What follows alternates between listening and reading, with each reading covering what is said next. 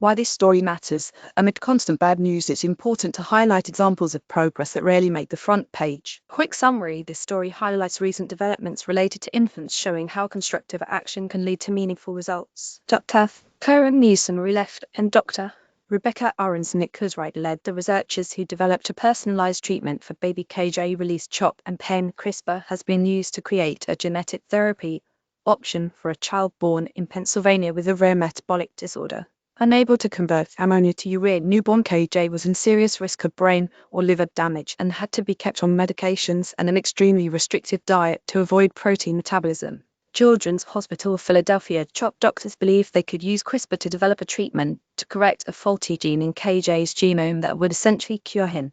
Would you like to read more good news about infants' disease, genetics, hospitals, Philadelphia, and CRISPR? KJ's parents, Nicole and Carl Muldoon, decided to place their son's well-being in the hands of two pioneering genetic therapists, Dr. Rebecca Ahrens-Nichols and Dr. Kiran Musunru, who crafted a bespoke treatment that has successfully corrected the genetic defect.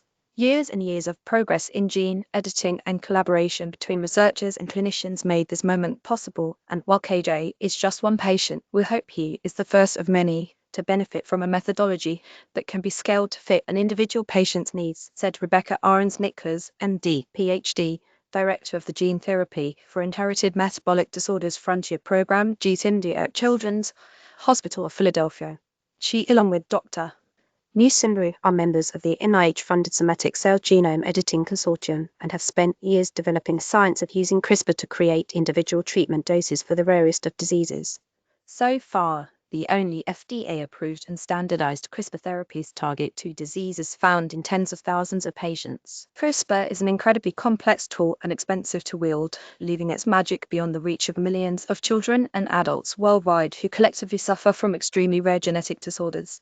One such disorder is called severe carbamoyl phosphate synthetase 1 CPS1 deficiency, and it creates the inability to properly convert ammonia into urea to be excreted through urine.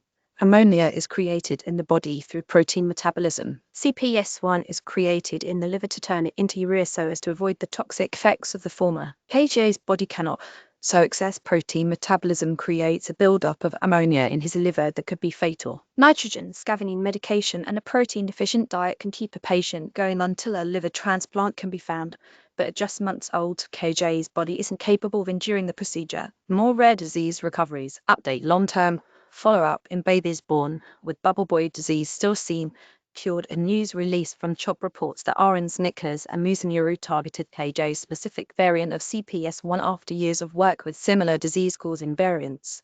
Within 6 months, their team designed and manufactured a base editing therapy delivered via lipid nanoparticles to the liver in order to correct KJ's faulty enzyme.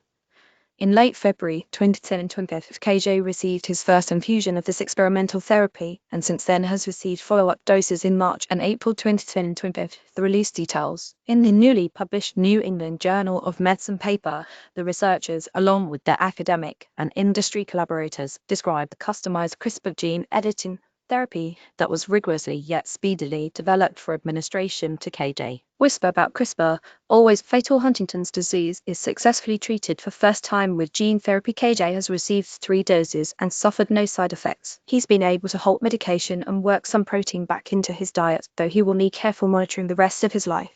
We thought it was our responsibility to help our child, so when the doctors came to us with their idea, we put our trust in them in the hopes that it could help not just KJ, but other families in our position, his mother, Nicole, told CHOP. Article: goodheadlines.org curates positive and solution-focused stories from trusted sources around the world.